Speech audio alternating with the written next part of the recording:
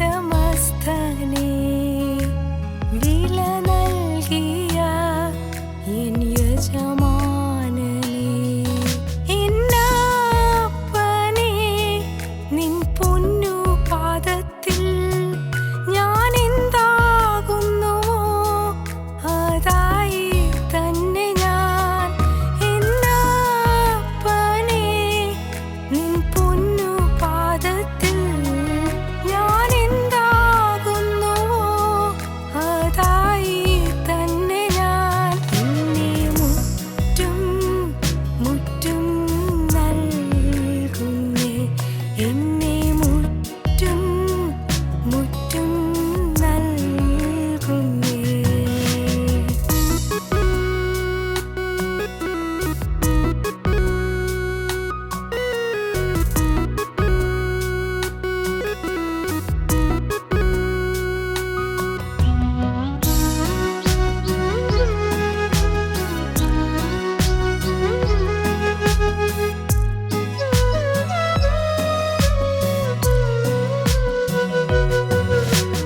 ദാനിയേലെ പോൽ പ്രാർത്ഥിച്ചില്ല ഞാൻ, ദാവീദിനെ പോൽ സ്നേഹിച്ചില്ല ഞാൻ.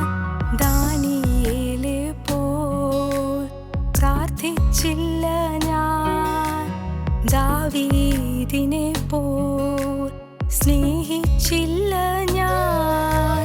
ഹാനോക്കിനെ പോൽ കൂടെ നടന്നില്ല ഞാൻ, ഹാനോക്കിനെ പോൽ കൂടെ നടന്നില്ല ഞാൻ. എന്നേശുവേ നിൻ പൊന്നു പാദത്തിൽ ഞാൻ എന്താകുന്നുവോ അതായി തന്നെ ഞാൻ എന്നപ്പനെ നിൻ പൊന്നു പാദത്തിൽ ഞാൻ എന്താകുന്നുവോ അതായി തന്നെ ഞാൻ എന്നെ മുറ്റും മുറ്റും നൽകുന്നേ എന്നെ മുറ്റും മുറ്റും നൽകുന്നേ. ഞങ്ങളും ക്രൂശിക്കപ്പെട്ട ക്രിസ്തുവിനെ പ്രസംഗിക്കുന്നു. ദൈവത്തിന് സ്തോത്രം. ദൈവ തിരുനാമത്തിൻ്റെ മഹത്വം ഉണ്ടാകട്ടെ. കൊടുങ്കാറ്റുകൾ 107 സങ്കീർത്തനത്തിൽ നാം കൊടുങ്കാറ്റുകളെക്കുറിച്ച് വായിക്കുകയുണ്ടായി.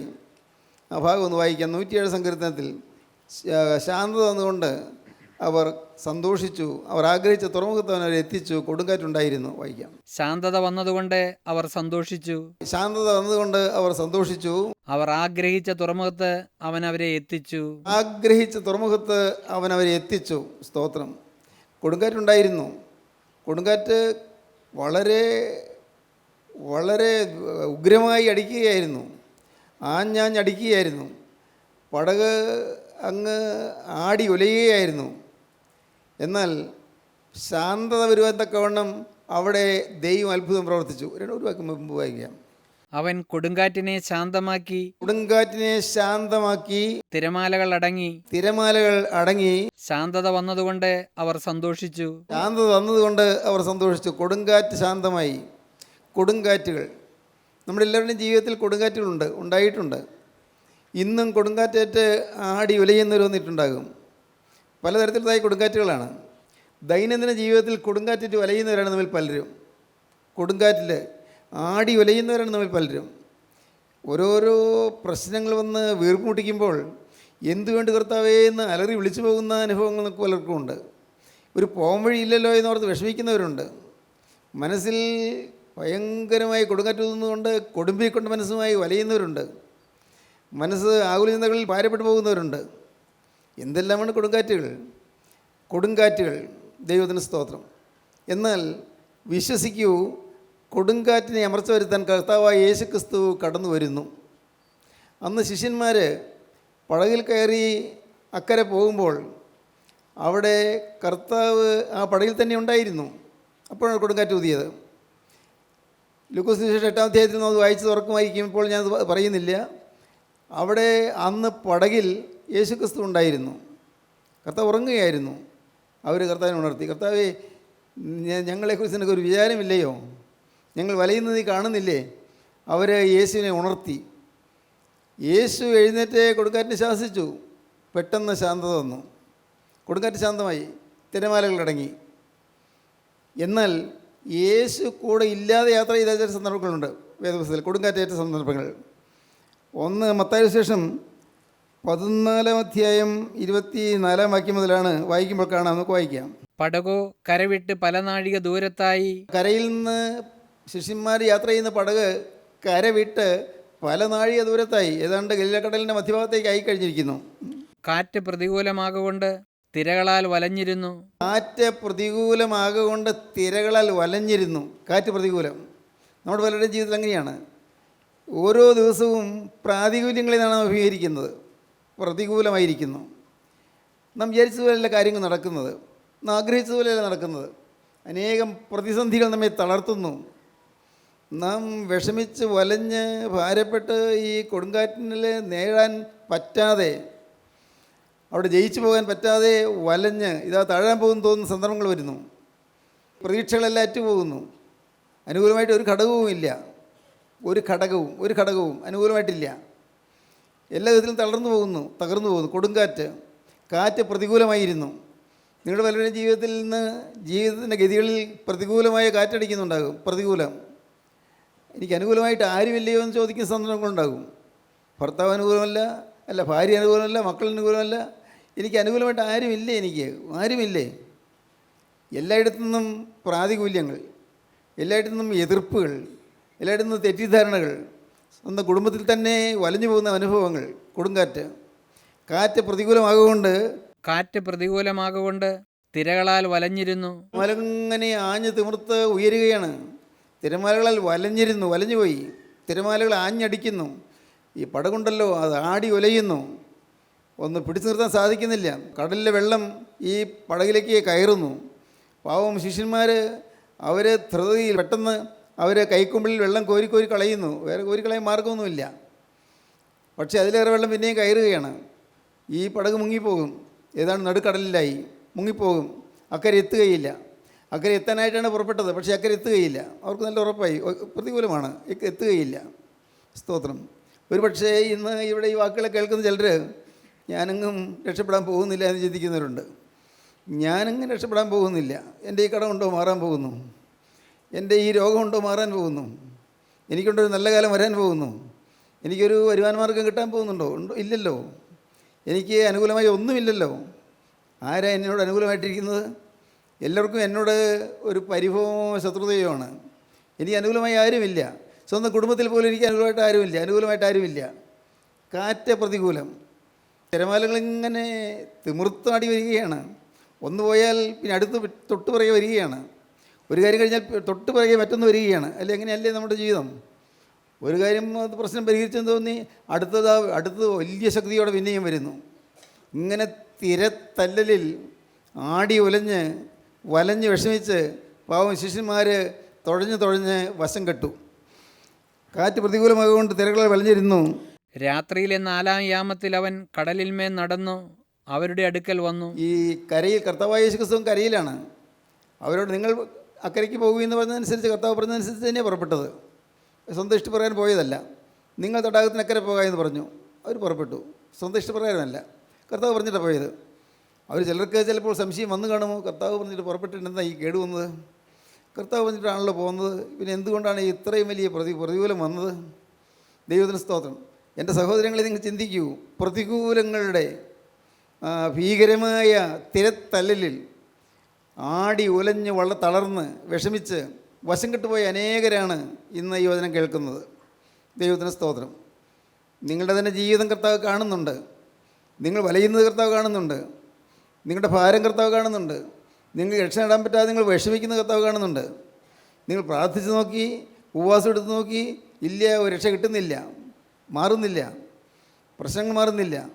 എന്തൊരു കൊടിയ ജീവിത വൈഷമ്യങ്ങൾ, മുന്നോട്ട് പോകാൻ വയ്യാത്തതുപോലെ ജീവിതത്തിൽ തടസ്സങ്ങൾ അങ്ങ് ഉയർന്നു വരുന്നു. ദൈവത്തിന് സ്തോത്രം. അല്ലേ, നിങ്ങളുടെ പലരുടെയും ജീവിതം അങ്ങനെയല്ലേ? ഒരു മുന്നേറ്റം കിട്ടാതെ വലയുന്നവർ അനേകരില്ലേ? സ്വന്തമായിട്ട് 10 പൈസ വരുമാനമില്ലാത്തവർ അനേകരില്ലേ? കടത്തിൽ മുങ്ങി വലയുന്നവരനേകരില്ലേ? ജപ്തി നോട്ടീസ് കിട്ടി മനസ്സ് വിഷമിച്ചിരിക്കുന്നവരില്ലേ? കിടപ്പാടം ഇന്ന് വടക വീട്ടിലാണ് കിടക്കുന്നത്, പക്ഷേ സ്വന്തമായി കിടപ്പാടം ഇല്ലാത്തവരില്ലേ? ദൈവത്തിന് സ്തോത്രം. വിവാഹ ജീവിതത്തിൻ്റെ ആദ്യ കാലങ്ങളിൽ തന്നെ പടലപ്പിണക്കമായി, രണ്ടുപേരും അഭിപ്രായ വ്യത്യാസമായി ഇത് വിവാഹമോചനത്തിന് വേണ്ടി താല്പര്യപ്പെടുന്നു. അങ്ങനെയല്ലേ അനേകം കുടുംബങ്ങൾ? അങ്ങനെയല്ലേ? വിവാഹം കഴിഞ്ഞ് ഒരു കുഞ്ഞിനെ കിട്ടണമെന്ന് ആഗ്രഹിച്ചു, ഒരു കുഞ്ഞിനെ കിട്ടുന്നില്ല. 1, 2, 3 പ്രാവശ്യം ഗർഭിണിയായി, പക്ഷേ എല്ലാം അബോർഷൻ, എല്ലാം ഗർഭഛിദ്രം വന്നു പോയി. തനിയെ ആ ഗർഭം ഛിദ്രിച്ചു പോയി. എനിക്കൊരു കുഞ്ഞിനെ കിട്ടുകയില്ലേ? മനസ്സ് വിഷമിക്കുന്നവരുണ്ട്. ദൈവത്തിന് സ്തോത്രം. പലവട്ടം പരീക്ഷ എഴുതി, പരീക്ഷ പാസ്സാകുന്നില്ല. പലവട്ടം ശ്രമിച്ചു, കിട്ടുന്നില്ല. ഇങ്ങനെയെങ്കിലും ഒരു പരീക്ഷ പാസ്സായി കിട്ടിയിരുന്നെങ്കിൽ അങ്ങ് അക്കരെ പോയി ഒരു ജോലി കിട്ടാമായിരുന്നു. ഗൾഫ് രാജ്യങ്ങളിലോ മറ്റെവിടെയെങ്കിലോ പോയി ജോലി കിട്ടാമായിരുന്നു. പക്ഷേ പരീക്ഷ പാസ്സാകുന്നില്ല. ദൈവത്തിന് സ്തോത്രം. ജീവിതത്തിൻ്റെ ഈ വൈഷമ്യമേടുകളിൽ അകം തളർന്ന് മുലഞ്ഞു കഴിയുന്ന അനേകം ആളുകൾ. അപ്പോൾ കർത്താവിൻ്റെ ശിഷ്യന്മാർ പടക് അങ്ങ് നടുക്കടലെത്തിയപ്പോഴേക്കും അവർ വിഷമിക്കുന്നത് കർത്താവ് അങ്ങ് ദൂരെ വെച്ച് കണ്ടു. എങ്ങനെ? 10 നാഴിക അകലെ വെച്ച് കരയിൽ കർത്താവ് ഈ നടുക്കടലെത്തിയ ശിഷ്യന്മാരെ കർത്താവ് കണ്ടു. അവർ തണ്ട് വലിച്ച് വലയുന്നത് കർത്താവ് കണ്ടു. സ്തോത്രം. അതൊരാശ്വാസകരമായ സംഗതിയാണ്. നാം തണ്ട് വലിച്ച് വലയുന്നത് കാണുന്ന ഒരു യേശുവുണ്ട്. സ്തോത്രം. നാം വിഷമിക്കുന്നത് കാണുന്നൊരു ദൈവമുണ്ട്. നാം വലയുന്നത് കാണുന്നൊരു ദൈവമുണ്ട്. നാം നിരാശയിൽ തളർന്നു പോകുന്നത് കാണുന്നൊരു ദൈവമുണ്ട്. നാം ആരും അങ്ങനെ തളർന്നിരിക്കാൻ കർത്താവ് ആഗ്രഹിക്കുന്നില്ല. സ്തോത്രം. പല നാഴിക ദൂരെയാണ് അവരെ കർത്താവിന് ആ അടുക്കളയിൽ ചെല്ലാൻ ഈ പല നാഴിക നടക്കേണ്ടിയിരിക്കുന്നു. അത് കടലാണ്. കർത്താവിന് പടക കയ്യിലില്ല താനും. ശിഷ്യന്മാർ കടകിൽ ഇങ്ങനെ വിഷമിച്ച് കഴിയുകയാണ്. കർത്താവ് ദൂരെ നിന്നത് അറിഞ്ഞു. സ്തോത്രം. എല്ലാം ദൂരെ നിന്നറിയുന്ന ഒരു യേശുവുണ്ട്. സ്തോത്രം. നിങ്ങൾ ഭാരപ്പെടുന്ന സമയങ്ങളിൽ നിങ്ങൾ അറിയണം, നിങ്ങളുടെ കാര്യങ്ങളെല്ലാം ദൂരെ നിന്നറിയുന്നൊരു യേശുവുണ്ട് എന്ന്. നിങ്ങൾ വിഷമിക്കുന്ന സമയങ്ങളിൽ നിങ്ങൾ അറിയണം, എൻ്റെ കാര്യം കാണുന്നൊരു യേശുവുണ്ട്. എൻ്റെ പ്രശ്നം കാണുന്നൊരു ദൈവമുണ്ട്. എൻ്റെ ആവശ്യഭാരങ്ങൾ എന്നെ കാണുന്നൊരു ദൈവമുണ്ട്. നിങ്ങളറിയണം, എന്നെ കാണുന്നൊരു ദൈവം, എൻ്റെ പ്രശ്നം കാണുന്ന ദൈവം, എൻ്റെ പ്രതിസന്ധി കാണുന്ന ദൈവം. മനുഷ്യൻ നോക്കിയാൽ എനിക്ക് പരിഹാരമില്ല, മനുഷ്യൻ നോക്കിയാൽ ഒരു പരിഹാരം തരാൻ സാധിക്കുകയുമില്ല. സഹതപിക്കാൻ, പക്ഷേ അവർ സഹതപിക്കും. സ്നേഹമുണ്ട്, അത് സഹതപിക്കും. പക്ഷേ സഹതാപം കൊണ്ട് കാര്യമില്ലല്ലോ, അവർക്കാർക്ക് സഹായിക്കാൻ പറ്റുകയില്ല. ദൈവത്തിന് സ്തോത്രം. ഓരോരുത്തരുടെയും പ്രശ്നങ്ങൾ അവരവർക്ക് ഏറെ ഗുരുതരമാണ്. കർത്താവ് കണ്ടു. ദൈവത്തിന് സ്തോത്രം. തിരകളാൽ വലഞ്ഞിരുന്നു. രാത്രിയിലെ 4-ാം യാമത്തിൽ അവൻ കടലിന്മേൽ നടന്നു അവരുടെ അടുക്കൽ വന്നു. യേശുക്രിസ്തുവിന് കടൽ തടസ്സമല്ല. യേശുക്രിസ്തുവിന് പെരുവെള്ളം തടസ്സമല്ല. യേശുക്രിസ്തുവിന് സാഹചര്യങ്ങൾ തടസ്സമല്ല. സ്തോത്രം. ധരിക്കൂ, നിങ്ങൾ വിശ്വസിക്കൂ. യേശുക്രിസ്തുവിന് നിങ്ങളുടെ പ്രശ്നം മാറ്റുക എന്നുള്ളതിന് യാതൊരു പ്രയാസവുമില്ല. കർത്താവ് കാണുന്നുണ്ട്, കർത്താവ് അറിയുന്നുണ്ട്, കർത്താവ് നോക്കുന്നുണ്ട്. കർത്താവ് കടലിന്മേൽ നടന്നു. പെരുവെള്ളത്തിന് മീതെ ഓരോ തിരമാലകളുടെയും മീതെ ചവിട്ടി മെതിച്ച് ഉടയവൻ നടന്നു വരികയാണ്. ദൈവത്തിന് സ്തോത്രം. സ്നേഹിത, നീ വലയുമ്പോൾ നിൻ്റെ അരികിലേക്ക് നടന്നു വരുന്ന യേശുവിനെ നീ കാണുക. യേശുവിൻ്റെ അരികിലേക്ക് വരികയാണ്. സത്യം. പ്രിയപ്പെട്ടവരെ, നിങ്ങൾ വിശ്വസിക്കൂ. നിങ്ങളുടെ അരികിലേക്ക് യേശു വരും. നിങ്ങളുടെ യാതനാവേളകളിൽ, നിങ്ങളുടെ വേദനാ വിഷയങ്ങളിൽ, നിങ്ങളുടെ പ്രശ്ന സങ്കീർണമായ അനുഭവങ്ങളിൽ യേശുവിൻ്റെ അരികിലേക്ക് വരികയാണ്. കടലിന്മേൽ നടന്നു വന്നു. യേശു കടലിന്മേൽ നടന്നു വന്നു. ഒട്ടും വൈകാതെ കർത്താവ് നടന്നു വരികയാണ്. പ്രിയപ്പെട്ടവരെ, മുങ്ങിപ്പോകുന്നത് സ്ഥിതിയായിരിക്കുകയാണ്. ഇനി ആശയ്ക്ക് വകയില്ല. ശിഷ്യന്മാർ ഒരു പക്ഷേ അവർ തുഴയുന്നതെല്ലാം നിർത്തി മരിക്കാൻ തയ്യാറായിരിക്കണം. ഈ പെരുവെള്ളത്തിൽ മുങ്ങിപ്പോകും. ഗലീല കടലിൽ നെനശ്ശേരിയാണ് കൊടുങ്കാറ്റ് വരുന്നത്. ഒട്ടും പ്രതീക്ഷിക്കാതെ ശാന്തമായ അന്തരീക്ഷത്തിൽ പെട്ടെന്ന് കൊടിയ കൊടുങ്കാറ്റടിക്കും. ഗലീല കടലിൻ്റെ പ്രത്യേകത ഏതാണ്? അന്ന് പുറപ്പെടുമ്പോൾ പ്രശ്നമൊന്നും ഉണ്ടായിരുന്നില്ല. കർത്താവ് അവർ പറഞ്ഞയക്കുമ്പോൾ പ്രശ്നം ഉണ്ടായിരുന്നില്ല. കടൽ നടുക്കെത്തിയപ്പോഴാണ് കൊടുങ്കാറ്റ് വീശിയത്, ചുഴലിക്കാറ്റ്. ദൈവത്തിന് സ്തോത്രം. കാറ്റ് പ്രതികൂലമായിരുന്നു. ദൈവത്തിന് വലിയ നാമം മഹത്വപ്പെടട്ടെ. ദൈവത്തിന് സ്തോത്രം. ഞാൻ വീണ്ടും പറയുന്നു, കാറ്റ് പ്രതികൂലമായിരിക്കുന്ന ആരെല്ലാം ഇവിടെ ഇരിപ്പുണ്ട്. കാറ്റ് പ്രതികൂലമായിരിക്കുന്നവർ, ജീവിതത്തിൽ പ്രാതികൂല്യങ്ങളിൽപ്പെട്ട് അഴലുന്നവർ, മനസ്സ് പതറി ഉലയുന്നവർ, ആരെല്ലാം ഈ വാക്കുകളെ കേൾക്കുന്നുണ്ട്. ദൈവത്തിന് സ്തോത്രം. അത് പറയുമ്പോൾ എനിക്ക് എൻ്റെ അനുഭവം പറയാതിരിക്കാൻ വയ്യ. സ്തോത്രം. ഞാൻ ആടി ഉലഞ്ഞ മനുഷ്യനായിരുന്നു. ഞാൻ നിരാശനായിരുന്നു. ഞാൻ തകർന്ന മനുഷ്യനായിരുന്നു. ഞാൻ തളർന്നുപോയ മനുഷ്യനായിരുന്നു. ദൈവത്തിന് സ്തോത്രം. എനിക്ക് 1 വയസ്സിൽ എൻ്റെ അപ്പം മരിച്ചതിന് ശേഷം ഞാൻ അനാഥനായി ജീവിച്ചൊരു ബാലനായിരുന്നു. സ്തോത്രം. വർഷങ്ങൾ എത്ര കഴിഞ്ഞു. ഇടയ്ക്ക് ഞാൻ ചിന്തിക്കും, സംഭവബഹുലമായ ഈ ജീവിതം, സംഭവബഹുലം, ദൈവത്തിന് സ്തോത്രം. ഏങ്ങിലടിച്ചുകൊണ്ട് ജീവിച്ച ജീവിതം. രാത്രി എപ്പോഴെങ്കിലും ഞാൻ ഉറക്കം ഉണർന്നാൽ അമ്മയുടെ കരച്ചിൽ കേൾക്കാം. പാവം അമ്മ കരയുന്നു, അമ്മയ്ക്ക് ഉറക്കമില്ല, ഉറങ്ങാതെ കിടന്ന് കരയുന്നു, ഏങ്ങലടിക്കുന്നു. ദൈവത്തിന് സ്തോത്രം. അമ്മയുടെ കരച്ചിൽ കാണുമ്പോൾ ഞാനും കരയും, എൻ്റെ പെങ്ങളും കരയും. വേറൊന്നും ചെയ്യാൻ സാധിക്കില്ലല്ലോ. കരച്ചിലിൻ്റെ ഒരു ഭവനമായിരുന്നത്, ശോകമമായ അന്തരീക്ഷമായിരുന്നത്. സ്തോത്രം. ഞാൻ കർത്താവിൻ്റെ വേല ചെയ്ത് അതുകൊണ്ടാണ്. കർത്താവേ, എൻ്റെ ജീവിതത്തിൻ്റെ യാതന നീ മാറ്റി തന്നതുകൊണ്ട് ഇനി ഞാൻ നിൻ്റെ വേല ചെയ്യുമെന്നാണ് ഞാൻ പറഞ്ഞത്. എൻ്റെ ജീവിതത്തിലെ പ്രയാസങ്ങൾക്ക് ഒരു പരിഹാരം നീ തന്നതുകൊണ്ട് ഞാൻ നിൻ്റെ വേല ചെയ്യും. എന്നെ ജീവിതത്തിൽ നാഥനുള്ളവനാക്കി തീർത്ത യേശുവിനെ ഞാൻ സേവിക്കും. എനിക്ക് ഒരു ഉടമസ്ഥനായി എന്ന യേശു വന്നതുകൊണ്ട് ഞാൻ അവനെ സ്നേഹിക്കും. എനിക്ക് ഉടയവനായി യേശു വന്നതുകൊണ്ട് ഞാൻ അവനെ സ്നേഹിക്കും. യേശുവിന് വേണ്ടി ആക്ഷേപമേൽക്കാൻ ഞാൻ തയ്യാറാണ്. യേശുവിന് വേണ്ടി പരിഹാസമേൽക്കാനും ഞാൻ തയ്യാറാണ്. യേശുവിന് വേണ്ടി ഏതെല്ലാം ദുരിതങ്ങളിൽ കൂടി കടന്നു പോകാൻ ഞാൻ തയ്യാറാണ്. ദൈവത്തിന് സ്തോത്രം. ദൈവത്തിന് വലിയ നാമം മഹത്വപ്പെടട്ടെ. പ്രിയപ്പെട്ടവരെ, നിങ്ങൾ കേൾക്കൂ, ഞാൻ അനാഥനായിരുന്നു. സ്തോത്രം. കാറ്റ് പ്രതികൂലമായിരുന്നു. ഞാൻ ഓർക്കുന്നു, ആ കാലങ്ങളിൽ എനിക്ക് ഒരു 10-12 വയസ്സ് ഉള്ള പ്രായത്തിൽ അന്ന് പാടത്ത് കൃഷിയുണ്ട്. കൃഷിപ്പാടത്ത് അവിടെ കാളയെപ്പൂട്ടി ഉഴുവാൻ വേലക്കാരൻ അവിടെ വരും. ഞാൻ കാളയെ കൂട്ടി ഞാൻ പാടത്തെത്തി കഴിഞ്ഞപ്പോൾ വേലക്കാരൻ അവിടെ വരും. ഇവിടെ വന്ന് കാളി അടിച്ചുകൊണ്ട് പോകാതെ നേരെ പാടത്തേക്ക് വരും. ഞാൻ ഓർക്കുന്നുണ്ട്, അന്ന് ഈ കുറേ നേരം ഞാൻ ഈ കാളയെ പൂട്ടിക്കൊണ്ടിവിടെ നിൽക്കും. എനിക്ക് അന്ന് സ്കൂളിൽ പോകണമല്ലോ. ഞാൻ വടൂർ സ്കൂളിൽ അധ്യാപകനായിരുന്ന കാലമാണ്. അന്ന് ഞാൻ സ്കൂളിൽ പോകാനായിട്ട് എനിക്ക് കാളയെ ഏൽപ്പിച്ചിട്ട് വേണം എനിക്ക് വേഗം തിരിച്ചു വന്ന് സ്കൂളിൽ പോകാൻ. ദൈവത്തിന് സ്തോത്രം. പ്രിയപ്പെട്ടവരെ, ഞാൻ പറയട്ടെ, കരുണയുള്ള കർത്താവിൻ്റെ കൃപ. കുറേ നേരം നിന്ന് കഴിയുമ്പോൾ അവൻ വരുന്നില്ല. ഞാൻ കാളയെ അഴിച്ചു വിട്ടുകൊണ്ട് ഞാൻ തിരിച്ചു പോരും, കാളയെ കൊണ്ട് വരും. നിരാശനായി ഞാൻ പോന്നിട്ടുണ്ട്, നിരാശനായി. കാരണം വേലക്കാർക്ക് പോലും ഞങ്ങളെ ഒരു മതിപ്പുണ്ടായിരുന്നില്ല. വേലക്കാരാണ്, അവർക്ക് കൂലി കിട്ടും. പക്ഷേ ഇവിടുത്തെ കാര്യങ്ങൾ നോക്കാൻ വേലക്കാർക്ക് പോലും ഒരു മടിയായിരുന്നു. എന്നും കരയുന്നൊരു ഭവനം. ദൈവത്തിന് സ്തോത്രം. ദൈവത്തിൻ്റെ വലിയ നാമം മഹത്വപ്പെടട്ടെ. എന്നും രാവിലെ ചവറ് മുറിക്കുന്നവരുടെ വീട് തോറും കയറി ഇറങ്ങി ഞാൻ ഓർക്കുന്നുണ്ട്. ചവറ് മുറിക്കാൻ വരാൻ വിളിക്കാനായിട്ട് വേലക്കാർ സ്വന്തം വേലക്കാരുണ്ട്. പക്ഷേ എങ്കിലും ചിലപ്പോൾ അവർ ഉഴപ്പും. അപ്പോൾ എനിക്ക് വലിയ സങ്കടം. കാരണം ഇവർ വിളിച്ചിട്ടും വരുന്നില്ലല്ലോ എന്ന്. വേറെ എവിടെയെങ്കിലും പോകാനൊക്കെ അവർ ഏറ്റതായിരിക്കാം.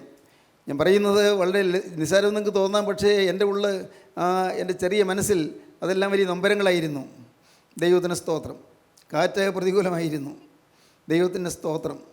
കർത്താവ് കണ്ടു, കർത്താവ് നടന്നു, കർത്താവ് പെരുവെള്ളത്തിന് മീതെ നടന്നു ചെന്നു. സ്തോത്രം. ഒരു തൊഴിലില്ലാതെ വിഷമിക്കുന്നവരായിരുന്നു ആരെല്ലാം ഉണ്ട്. ഒരു വരുമാനമാർഗ്ഗമില്ലാതെ വലയുന്നവരാരെല്ലാം ഉണ്ട്. ജീവിക്കാൻ പലതരത്തിലും പ്രയാസപ്പെട്ട് കഴിയുന്നവരാരെല്ലാം ഉണ്ട്. എനിക്കറിയാം, തീരെ ഉള്ളവരല്ല, സാമാന്യം ജീവിക്കാൻ മാർഗമൊക്കെ ഉണ്ട്. എന്തെങ്കിലും കൂലി വിലയ്ക്കൊക്കെ പോകുന്നവരായിരിക്കും. ജീവിക്കാം. പക്ഷേ വേണ്ടതുപോലെ തൃപ്തിയായി ജീവിക്കാൻ പറ്റാത്ത അനേകം ആളുകളുണ്ട്. കൂലി വിലയ്ക്ക് പോകാൻ മടി, അത് മോശം. എന്നാൽ സ്വന്തമായിട്ട് എടുക്കാൻ മാർഗമില്ല, വിഷമം. അങ്ങനെ വിഷമിക്കുന്ന അനേകം ആളുകളുണ്ട്. പൈസയ്ക്ക് നല്ല വെറുതെയുള്ള ആളുകളുണ്ട്. പൈസ ഇല്ലാതെ വലയുന്നവരുണ്ട്. കടം മേടിച്ച് മുടിയുന്നവരുണ്ട്.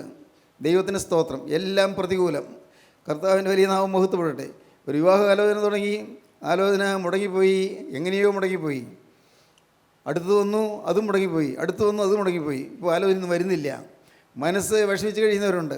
സഹോദരങ്ങളെ, യേശു നടന്നു വന്നു. മറക്കരുത് നിങ്ങളത്. നിങ്ങൾ വലയുന്നത് യേശു കാണുന്നുണ്ട്. സ്തോത്രം. വലയുന്നത് യേശു കാണുന്നുണ്ട്. ഞാൻ കരഞ്ഞതെല്ലാം കർത്താവ് കണ്ടു. ഞാൻ അങ്ങനെ പറഞ്ഞുകൊള്ളട്ടെ, എൻ്റെ കണ്ണുനീർ കർത്താവ് തന്നെ തുരുത്തിയിൽ ശേഖരിച്ചു വെച്ചു. ദൈവത്തിന് സ്തോത്രം. ദൈവത്തിന് സ്തോത്രം. കരയുന്നവരുടെ കണ്ണുനീര് തുരുത്തിയിലാക്കി വയ്ക്കുന്നൊരു ദൈവമുണ്ട്. സ്തോത്രം. പ്രിയപ്പെട്ടവരെ, ദൈവത്തിന് സ്തോത്രം. കർത്താവ് നടന്നു വന്നു, പടകിൻ്റെ അരികിലേക്ക് വരികയാണ്. അപ്പോൾ എന്തുണ്ടായി? ഈ അടുത്ത വാക്യം, അവൻ കടലിന്മേൽ നടക്കുന്നത് കണ്ടിട്ട് ശിഷ്യന്മാർ ഭ്രമിച്ചു. കടലിന്മേൽ യേശു നടക്കുന്നത് കണ്ടിട്ട് ശിഷ്യന്മാർ പേടിച്ചു പോയി. ഇത് യേശുവാണെന്ന് അവർക്ക് മനസ്സിലായില്ല. ഓരോ ഭൂതമറ്റോ ആണോ വരുന്നത്? അല്ലെങ്കിൽ കടലിന്മേൽ മനുഷ്യരാരും നടക്കില്ലല്ലോ. വെള്ളത്തിൽ മീതെ നടക്കുന്ന ആരാണ്? അവർ നോക്കുമ്പോൾ നിഴൽ പോലെ, ആ രാത്രിയുടെ ഇരുളിൻ്റെ മറവിൽ ഒരു നിഴൽ പോലെ ഒരാളൊന്ന് നിൽക്കുന്നു. കടലിന്മേൽ നടന്നു വരുന്നു. അവർ പേടിച്ചു പോയി. ശിഷ്യന്മാർ ഭ്രമിച്ചു. അത് ഒരു ഭൂതമെന്ന് പറഞ്ഞ് പേടിച്ചു നിലവിളിച്ചു.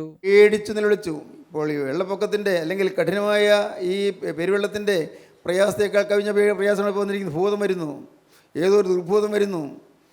അയ്യോ എന്ത് വേണ്ടു, ദുർഭൂതമാണെന്ന് വിചാരിച്ചു പോയി. യേശുവാണെന്ന് അറിഞ്ഞില്ല. കർത്താവിന് സ്തോത്രം. സ്നേഹിതരെ, നിങ്ങളുടെ അരികിലേക്ക് നിങ്ങളുടെ രക്ഷയ്ക്ക് വേണ്ടി വരുന്ന യേശുവിനെ നിങ്ങൾ ഭൂതമെന്ന് കാണുന്നുണ്ടോ? ഇത് നിങ്ങൾക്ക് പ്രയാസം വരുന്നുണ്ടോ? നിങ്ങളുടെ അരികിലേക്ക് രക്ഷിക്കാനാണ് യേശു വരുന്നത്, നിങ്ങളെ ശിക്ഷിക്കാനാണ് നിങ്ങൾക്ക് തോന്നിയിട്ടുണ്ടോ? എന്നും വഴക്കേ പറയുന്നുള്ളൂ, എന്ന് നല്ല വാക്ക് പറയുന്നില്ല. എന്ന് പറഞ്ഞാലും എൻ്റെ കുറ്റമേ പറയുന്നുള്ളൂ.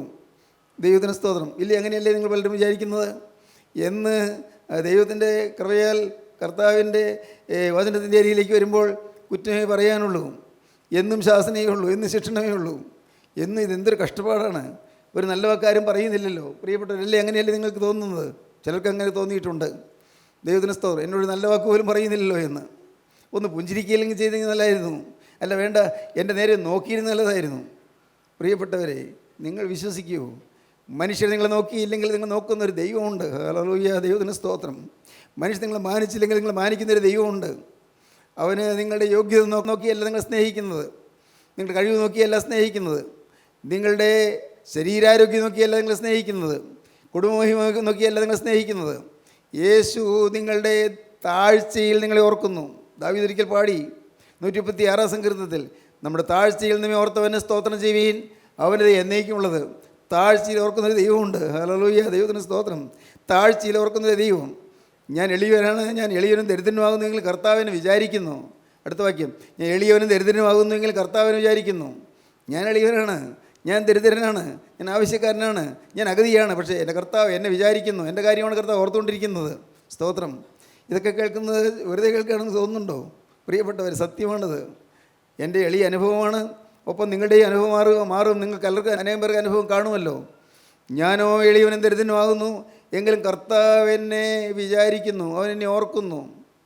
നമ്മുടെ താഴ്ചയിൽ നിന്ന് ഓർത്തവന് സ്തോത്രം ചെയ്യുകയും അവൻ്റെ എന്നേക്കുമുള്ളത്. ഭൂതമാകുന്നു കണ്ടു, അവർ പേടിച്ച് നിലവിളിച്ചു. കർത്താവിൻ്റെ കൂടെ നടന്ന ശിഷ്യന്മാരിപ്പോൾ പേടിക്കുകയാണ്. കർത്താവിൻ്റെ കൂടെ നടന്ന ശിഷ്യന്മാരിപ്പോൾ കർത്താവ് കൂടെ ഇല്ല, അവർ പേടിച്ച് നിലവിളിക്കുകയാണ്. സ്തോത്രം. നിങ്ങൾ ചിലരെങ്ങനെയല്ലേ, ചിലപ്പോൾ രാത്രികാലങ്ങളിൽ നിലവിളി കേൾക്കാം. നിങ്ങൾ ചിലർ അറിയാതെ സ്വപ്നം കണ്ടായിരിക്കും നിലവിളിക്കുന്നത്. ആരോ നിങ്ങളെ കിടക്കയിൽ നിന്നെടുത്ത് മുകളിലോട്ട് എറിയുന്നത് പോലെ തോന്നുന്നു, പേടിച്ച് നിലവിളിക്കുന്നു. അല്ല, ഏതോ ഘോര സർപ്പങ്ങൾ അല്ലെങ്കിൽ ആനകൾ നിങ്ങളുടെ നേരെ ആഞ്ഞ് ഓടി വരുന്നു, പേടിക്കുന്നു. സ്വപ്നം കാണുകയാണ്, പേടിച്ച് നിലവിളിക്കുന്നു. ദൈവത്തിന് സ്തോത്രം. പ്രിയപ്പെട്ടവരെ, നിങ്ങൾ ഓരോരുത്തരും പലതരത്തിലുള്ളതായി പേടിക്ക് വശമതരാണ്, പേടിച്ചിരിക്കുന്നു. വേണ്ട പ്രിയരെ, വേണ്ട, പേടിക്കേണ്ട. യേശുവാണ് അടുത്ത് വരുന്നത്. സ്തോത്രം. പേടിക്കേണ്ട, പേടിയെല്ലാം മാറും. കർത്താവിന് സ്തോത്രം, ദൈവത്തിന് സ്തോത്രം. ഒരാളെന്നെ വിളിച്ചു, സാറേ എനിക്ക് എപ്പോഴും പേടിയാണ്, എനിക്കൊരു ധൈര്യം വരുന്നില്ല, ഞാൻ എന്താ ചെയ്യേണ്ടത്? ഞാൻ പറഞ്ഞു, മോളെ, നിനക്ക് പേടി വരുന്നതിന് കാരണം യേശു ക്രിസ്തു അകത്തില്ലാത്തതാണ്. നിന്നെ പലതരത്തിൽ പീഡിപ്പിക്കാൻ വരുന്ന പിശാച്, അവൻ നിന്നെ പേടിപ്പിക്കുമ്പോൾ യേശു അടുത്തുണ്ടായെന്ന് നിനക്ക് ബോധ്യം ഉണ്ടായി കിട്ടിയാൽ നിനക്ക് രക്ഷപ്പെടാം. യേശുവിനെ നീ വിളിക്കൂ, അകത്തേക്ക് യേശുവിനെ വിളിക്കൂ, ഹൃദയത്തിലേക്ക് യേശുവിനെ വിളിക്കൂ, ഹൃദയത്തിൽ യേശു വാഴട്ടെ, അപ്പോൾ നിൻ്റെ പേടി മാറും. സാറേ എനിക്ക് ഉറങ്ങാൻ പറ്റുന്നില്ലല്ലോ. മോളെ, ഞാൻ പറഞ്ഞ് വിശ്വസിക്കൂ. ഇന്ന് ഞാനിത് പറഞ്ഞു തരുമ്പോൾ നീ ഇത് വിശ്വസിച്ചുകൊണ്ട് നീ ദൈവത്തോട് പറയണം, കർത്താവേ, ഇപ്പോൾ നാഥ, നീ എന്നെ സ്നേഹിക്കുന്നു, ഞാൻ വിശ്വസിക്കുന്നു. നീ എൻ്റെ അരികിലേക്ക് വരുന്നു, ഞാൻ വിശ്വസിക്കുന്നു. ഇപ്പോൾ കർത്താവേ, എന്നോട് മനസ്സലിഞ്ഞ് എൻ്റെ ഉള്ളത്തിലേക്ക് വന്ന് എൻ്റെ ഹൃദയത്തിൽ വാസം ചെയ്യണമേ. ഇനി നിനക്ക് വസിക്കുന്നതിന് തടസ്സമായി ഒന്നും എൻ്റെ ജീവിതത്തിൽ ഉണ്ടാവുകയില്ല. ഇതിന് മുൻപെല്ലാം ഞാൻ തീരുമാനമെടുത്തു, നീ അകത്തേക്ക് വരുമ്പോൾ ഞാൻ എൻ്റെ പാപം കൊണ്ട് നിന്നെ വീർപ്പ് മുട്ടിച്ചു, ശ്വാസം മുട്ടിച്ചു. പുകയുള്ള മുറിയിലേക്ക് കടന്നു വരുമ്പോൾ അവിടെ നിൽക്കാൻ വയ്യാത്തതുപോലെ, അസഹ്യമാകുന്നതുപോലെ, ശ്വാസം മുട്ടി പോകുന്നതുപോലെ യേശു ശ്വാസം മുട്ടി ഇറങ്ങിപ്പോയി. മോളെ, നിനക്കറിയാൻ പാടില്ലേ? അതുകൊണ്ട് നീ ഒരു കാര്യം ചെയ്യൂ, നീ യേശുവിനെ ഇപ്പോൾ വിളിക്കൂ. യേശുവിനെ അസഹ്യപ്പെടുത്തരുത്, യേശുവിന് പുകയുടെ ശല്യം കൊടുക്കരുത്. പാപങ്ങൾ നിൻ്റെ ജീവിതത്തിൽ മാറിപ്പോകണം. സ്തോത്രം. പിന്നെ പറഞ്ഞു, മോളെ, നിനക്കറിയാമോ, ഇന്ന് ഞാൻ ഈ പറഞ്ഞത് വിശ്വസിക്കാമെങ്കിൽ ഇന്ന് രാത്രി നീ സുഖമായിട്ട് ഉറങ്ങും. സ്തോത്രം. പിന്നെ അത് നിനക്ക് സുഖമായിട്ട് പോകാൻ പറ്റും. പിറ്റേന്ന് രാവിലെ പെൺകുട്ടീനെ വിളിച്ചു, സാറേ, എനിക്കിന്ന് സുഖമായിട്ട് ഉറങ്ങാൻ പറ്റി. പ്രിയപ്പെട്ടവരെ, സത്യമായി യേശു ക്രിസ്തു ജീവിക്കുന്നുണ്ട്. യേശു അരികിലേക്ക് വരുന്നു, അവർ പേടിച്ചു, നിലവിളിച്ചു. സ്തോത്രം. ദൈവത്തിന് സ്തോത്രം. എൻ്റെ സഹോദരീ സഹോദരങ്ങളെ, ഇന്ന് നിങ്ങളുടെ ആഴയെല്ലാം ഹൃദയം പേടി കൊണ്ട് വിറകൊണ്ടിരിക്കുന്നുണ്ട്. ഭാവിയെക്കുറിച്ചുള്ള ആശങ്കകൾ കൊണ്ട് വിഷമിച്ചിരിക്കുന്നവരുണ്ട്. നാളെ എന്ത് എന്നോർത്ത് മനസ്സ് ദുരിതപ്പെട്ടിരിക്കുന്നവരുണ്ട്. സ്തോത്രം. ദൈവത്തിന് സ്തോത്രം. നാളെ എന്ത്, ഇനി എങ്ങനെ മുന്നോട്ട് പോകും? എന്താണ് പോകാൻ വഴി? അത് ഒരു കാര്യം മാത്രമായിരിക്കില്ല, അനേകം വിഷയങ്ങളുണ്ടാകും. മക്കളെക്കുറിച്ചുള്ള അവരാധി എന്ത് ചെയ്യും? മക്കൾ അവർ ഒരു ബോധമില്ലാത്തതുപോലെ കയർത്ത് സംസാരിക്കുന്നു. എന്ത് ചെയ്യും? കയർത്ത് സംസാരിക്കുന്നു. അപ്പനാണെന്നോ അമ്മയാണെന്നോ ബോധമില്ലാതെ കയർത്ത് സംസാരിക്കുന്നു. വചനം പറയുന്നു, അപ്പനെ പരിഹസിക്കുകയും അമ്മയെ അനുസരിക്കാതിരിക്കുകയും ചെയ്യുന്ന കണ്ണിനെ തോടരയത്ത് കാക്ക കൊത്തിപ്പറിക്കുകയും കഴിയും കുഞ്ഞുങ്ങൾ തിന്നുകയും ചെയ്യുമെന്ന്. ഇതൊക്കെ അറിയാം, വചനം വായിച്ചിട്ടുണ്ട്. പക്ഷേ അപ്പൻ്റെ നേരെ അല്ലെങ്കിൽ അമ്മയുടെ നേരെ എതിർത്തുനിന്ന് സംസാരിക്കുന്ന മക്കളുണ്ട്. എന്തു ചെയ്യും? കൊടുങ്കാറ്റാണ്, കൊടുങ്കാറ്റേറ്റ് പിടയുകയാണ്. ദൈവത്തിന് സ്തോത്രം. ഇന്നത് കേട്ടുകൊണ്ടിരിക്കുമ്പോൾ നിങ്ങൾക്കൊരു തീരുമാനമെടുക്കാം. കർത്താവേ, ഞാൻ എളിയവനും ദരിദ്രനുമാണ്, നീ എൻ്റെ ഇടയിലേക്ക് വരണമേ. ഞാൻ ആവശ്യക്കാരനാണ്, നീ എൻ്റെ ഇടയിലേക്ക് വരണമേ. കർത്താവേ, ഞാൻ അത്യാവശ്യക്കാരിയാണ്, നീ എൻ്റെ ഇടയിലേക്ക് വരണമേ. എൻ്റെ നാഥ, നിൻ്റെ അത്ഭുത സാന്നിധ്യം കൊണ്ട് എൻ്റെ ഹൃദയം നിറയണമേ. നിൻ്റെ സ്നേഹം കൊണ്ട് എൻ്റെ ഹൃദയം നിറയണമേ. നിൻ്റെ ആ തൃക്കരം ഇപ്പോൾ നാഥ നീ ഒന്ന് ഉയർത്തി ഇപ്പോൾ കൊടുങ്കാറ്റിനെ ഒന്ന് ശാന്തമാക്കണമേ. കർത്താവേ, എൻ്റെ ജീവിതത്തിലേക്ക് ഒന്ന് എഴുന്നള്ളി വന്ന് എന്നെ അനുഗ്രഹിക്കണമേ. നിങ്ങൾ പറയുമോ? നിങ്ങൾ പ്രാർത്ഥിക്കുമോ? കർത്താവോട് പറയുമോ? കർത്താവേ, ഇന്ന് എൻ്റെ ജീവിതത്തിൻ്റെ കൊടുങ്കാറ്റുകളെല്ലാം ശാന്തമാക്കുന്ന യേശുക്രിസ്തുവിൻ്റെ അത്ഭുതകരവിൻ്റെ മേൽ ജീവിതത്തിൽ അത്ഭുതം പ്രവർത്തിക്കണമേ എന്ന് നിങ്ങൾ പ്രാർത്ഥിക്കുമോ? കർത്താവിൻ്റെ കരങ്ങളിൽ കൊടുക്കുമോ? ദൈവത്തിന് സ്തോത്രം. നമുക്ക് പ്രാർത്ഥിക്കാം. ജീവനുള്ള ദൈവമേ, കരുണയുള്ള കർത്താവേ, ഈ അത്ഭുത നിമിഷങ്ങൾക്കായി സ്തോത്രം. ഞങ്ങളുടെ ജീവിത പടകിൻ്റെ അരികിലേക്ക് അവിടെ നടന്നു വന്നതിനായി സ്തോത്രം. ഈ ഹൃദയത്തിലേക്ക് പ്രവേശിക്കുവാൻ അവിടെ നിന്ന് കാലെടുത്ത് വയ്ക്കുന്നതിനായി സ്തോത്രം. ഞങ്ങളുടെ കരുത്തിൽ അവിടെ നിന്ന് പിടിക്കുന്നതിനായി സ്തോത്രം. അപ്പോൾ ഇന്ന് തീരുമാനമെടുത്ത ഈ മക്കളെ അവിടെ നിന്ന് അനുഗ്രഹിക്കണമേ കർത്താവേ. ഈ പ്രിയ മക്കളുടെ മേൽ തൃക്കരം വയ്ക്കണമേ കർത്താവേ. എൻ്റെ കർത്താവിൻ്റെ സമാധാനവും ശാന്തിയും പ്രദാനം ചെയ്യണമേ. എൻ്റെ കർത്താവ് ഈ സമയത്ത് കടന്നുപോയാലും നിത്യ സ്വർഗീയ രാജ്യത്തിലെത്തും എന്നുള്ളതായി പ്രതീക്ഷയും പ്രത്യാശയും ഒക്കെ നൽകണമേ. എല്ലാവരെയും അതിനുവേണ്ടി ഒരുക്കണമേ. യേശുക്രിസ്തുവിൻ്റെ പരിശുദ്ധമായ നാമത്തിൽ പ്രാർത്ഥിക്കുന്ന കൃപയോടെ കേൾക്കണമേ. ആമീൻ.